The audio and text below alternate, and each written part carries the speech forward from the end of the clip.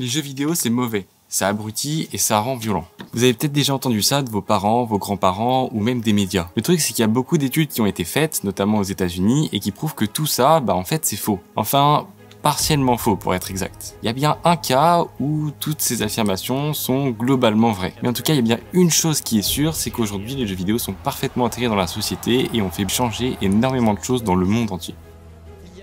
Déjà, on va commencer par son divertissement, comme la télé, ou lire un livre, ou regarder une série. Ça va être un divertissement, ça se rapproche un peu plus de la télé, puisque c'est visuel, c'est de la vidéo. Le truc, c'est que là où tout change, là où c'est une vraie révolution, c'est que contrairement à regarder une série ou un film posé dans son canapé, où la personne va être plutôt passive, là, elle ne va pas contenter de regarder quelque chose, elle va également faire bouger le personnage, lui faire des choses, elle va être active, et c'est là toute la différence du jeu vidéo. La personne ne va plus être uniquement spectateur, mais elle va être à son tour acteur, en même temps. Les jeux vidéo, c'est pas si vieux que ça. Et l'industrie a vraiment explosé. Elle est toujours en forte croissance. L'industrie des jeux vidéo est devenue l'une des industries les plus importantes au monde en termes de chiffre d'affaires. Elle regroupe énormément de métiers divers qui n'existaient pas auparavant, comme notamment des animateurs 2D, animateurs 3D, des character designers ou des game designers et plein d'autres encore. Il y a notamment maintenant des streamers, des créateurs de contenu, des coachs et des joueurs pros. Les jeux ont été créés de toutes pièces. Ils ont été inventés, pensés et réalisés par des gens qui ont inventé leurs propres univers. Mais il y a des univers qui ont été tellement appréciés et qui sont devenus tellement populaires qu'ils ont été adaptés au cinéma ou en série. On peut penser notamment à Prince of Persia, Assassin's Creed, Mario ou encore Hitman. Mais il y a également d'autres types de films, des films qui tirent parti des jeux vidéo et de leur potentiel. On peut notamment nommer Gran Turismo, c'est l'histoire d'un jeune homme qui est pilote sur Gran Turismo et qui va passer de pilote à Gran Turismo, pilote automobile professionnel. Le film est tiré d'une histoire vraie et le film est vraiment super bien fait. Il y a également un autre film qui tire parti des jeux vidéo, ça s'appelle La Stratégie Ender. Mais c'est pas tout, les jeux vidéo ont joué un rôle majeur dans le développement technologique. Et oui, il faut bien que les jeux vidéo s'améliorent. Il faut améliorer le graphisme, les rendus 3D, les rendus visuels et audio, le traitement audio et vidéo, mais avec les nouveaux métiers qui sont arrivés comme les créateurs de contenu, notamment les créateurs de contenu en direct, il fallait également améliorer les caméras et les micros. Au milieu de tout ça, il y a aussi eu l'apparition de la réalité virtuelle et avec l'explosion des jeux en ligne, il fallait bien avoir un réseau stable et rapide. Et du coup, évidemment, la fibre est arrivée. Le truc, c'est que peut-être que tout le monde n'y pense pas vraiment, mais l'IA est là depuis beaucoup plus longtemps que ce qu'on pourrait penser, puisque on en parle énormément aujourd'hui avec beaucoup d'IA qui sortent tout le temps. Mais en fait, l'IA existe depuis bien plus longtemps. Et oui, quand on se met contre des bots sur les jeux vidéo,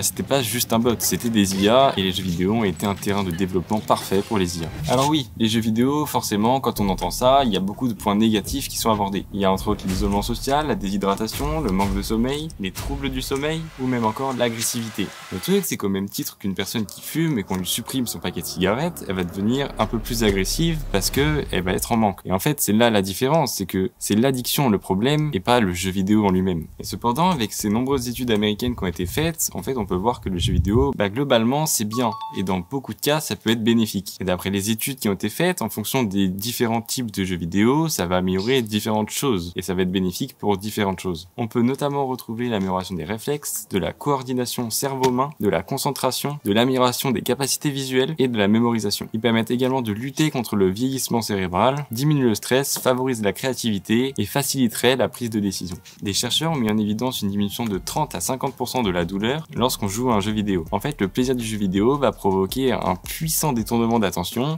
et va permettre au corps de libérer de l'endorphine qui aura un effet antidouleur. Dans le domaine médical, des jeux vidéo ont été développés, ce sont des serious games, ils sont également appelés des jeux médicaments. Ils se développent depuis quelques années pour devenir des objets thérapeutiques à part entière. Que ce soit pour faciliter le rétablissement après un AVC, contre les maladies de Parkinson ou d'Alzheimer, des jeux vidéo ont été développés. On peut notamment retrouver Medimove, X-Torp ou Torp Run. Certains jeux beaucoup plus connus, comme par exemple GTA ou Call of Duty, permettent de se défouler, de se déstresser. D'après des études scientifiques, les FPS, First Personal Shooter, prouvent que ça ne rend pas violent, ça permet d'améliorer les réflexes et la vue. Les jeux de stratégie permettraient d'améliorer la capacité d'adaptation. Les jeux de plateforme permettraient de développer de la matière grise, d'améliorer la mémorisation et de réduire le vieillissement cérébral. Quant aux jeux de réflexion, ils amélioreraient la concentration et la mémoire. Les jeux vidéo peuvent être vus comme quelque chose d'antisocial. Or, pas du tout. Encore une fois, il y a un mais dans le cas de l'addiction. Vous allez probablement vous isoler, ne plus sortir, rester chez vous H24. Sauf que les jeux vidéo, encore une fois, plusieurs études ont été faites et ça a été prouvé, ils améliorent les relations sociales. Notamment avec les jeux en ligne, avec qui on peut discuter, échanger avec n'importe qui dans le monde, faire de nouvelles rencontres avec des gens qu'on n'aurait probablement jamais rencontrés, même se lier d'amitié, voire d'amour et se rencontrer dans la vraie vie. C'est l'endroit idéal pour faire des rencontres, s'amuser ensemble, rigoler, se divertir, se faire des amis aussi. Les jeux vidéo deviennent même des sujets de conversation, rassemblent les gens au même titre que des sports ou des films. L'e-sport est la pratique compétitive du jeu vidéo. Elle rassemble les meilleurs joueurs du monde sur leurs jeux respectifs et organise de grands tournois. La plupart du temps, ce sont des équipes composées de plusieurs joueurs qui se rencontrent pour des affrontements dignes d'un spectacle, offrant le meilleur niveau de jeu possible. C'est ce qui fait vibrer les spectateurs et les fans de pouvoir ressentir autant d'émotions en même temps que les équipes qui sont en train de jouer. On peut ressentir la tension d'un match, le stress, l'inquiétude. Énorme dégâts, les Caps vont prendre le kill, mais ce chat a encore des il faut prendre des kills, mesdames et messieurs, Capro avant qu'il temporise. La stopwatch est sublime, le flash il est très bon. Mais Chiao va arriver, il faut s'en aller, il faut s'enfuir. The Shy va TP, The Shy va TP, il TP juste ici, c'est repéré par les G2. Qu'est-ce qu'on va bien voir vers Broken Blade qui se dédouble. L'ultimate dans ses Chiao, c'est la double TP, c'est une double téléportation, mesdames et messieurs. Et on tente de finir la game, on tente de backdoor. Pardon. Broken Blade est stun. La wave est arrivée toute seule. Caps est en train d'auto-attaquer le next. Non, il y a Light il en faut encore. Vas-y Caps, on n'a pas le temps. Broken Blade va temporiser. Il va mettre les bons dégâts, c'est pas mal ce qu'il fait cette phase de jeu, mais il s'est fait stun, il est obligé d'utiliser sa cleanse et c'est le Azir de Xiao. Il faut la très mal. Oh le bon, ça a touché le GA, c'est catastrophique. Oh non. Il va devoir ulti, on va temporiser, faut essayer de tuer The Shy, mais il est beaucoup trop petit. Ouais, oh, il a intercepté par Broken Blade. Incroyable, absolument incroyable, là, par ce moment on fait très mal, mais on se bat un peu d'épaisse. Et pour G2, c'est peut-être maintenant qu'on peut faire la différence. Broken Blade qui trouve un bump absolument monstrueux sur Light. Oui, monsieur Broken Blade, c'est la game. C'est gagné, mesdames et messieurs. On peut également ressentir la joie dans la victoire ou au contraire la déception dans la défaite. Certains regardent du sport, comme du football par exemple, et d'autres regardent de l'e-sport. Les sensations peuvent être les mêmes que lorsqu'on regarde un match de foot de la Coupe du Monde ou voir la France gagner la Coupe du Monde. Attention, allez, Alvaro, oui, oh là là, Targamas Soupa qui va flash out. Ok, ça allez, Soupa qui va tomber. Ouais, les amis, c'est fait. On est champion.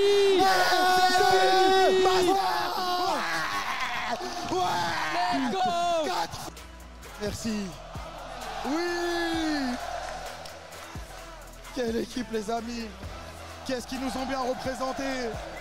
La Karmine Corp est la structure française e-sport la plus connue. Elle compte énormément de fans et au-delà des compétitions qu'elles peuvent faire, elles organisent elles-mêmes leurs propres showmatchs. Et c'est ce genre de choses qui rapproche encore plus avec les fans, les spectateurs et son public.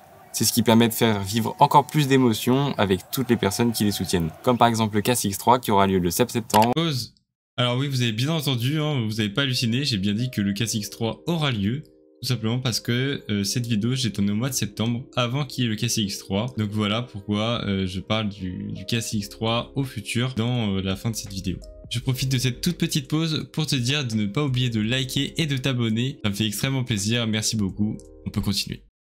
À la Défense Arena où il y aura plus de 25 000 personnes sur place. En plus de cela, ce sera retransmis en direct sur la chaîne Twitch de Kameto avec énormément de personnes qui sont forcément sur le live. Finalement, il est indéniable que les jeux vidéo ont changé profondément le monde, changé des habitudes de certaines personnes et ont bouleversé pas mal de choses. Ils ont un énorme impact sur la société, notamment sur la culture et la technologie, et ça ne cesse de progresser. Forcément primordial de reconnaître les points positifs des jeux vidéo, bien qu'il y ait un point négatif qui est le risque d'addiction, forcément. Le risque d'addiction est réel et il est très rapide et peut être même invisible. C'est pour ça qu'il est très dangereux. Il faut bien garder en tête qu'on ne peut pas tout réorganiser autour des jeux vidéo et qu'il faut continuer à sortir, avoir des relations sociales, faire du sport, c'est super important, de faire de l'exercice physique, de bien manger, de sortir, de s'amuser, de profiter de ses amis et de sa vie en général. C'est la fin de cette vidéo, j'espère que vous avez apprécié. Si c'est le cas, n'hésitez pas à me le faire savoir en likant la vidéo. Vous pouvez aussi me dire dans les commentaires si vous allez au KCX3 ou si la vidéo vous a appris des trucs. J'espère que vous aimez ce format, c'est un tout nouveau format que j'essaye. Sur ce, c'était Mezik, je vous laisse, à la prochaine, ciao.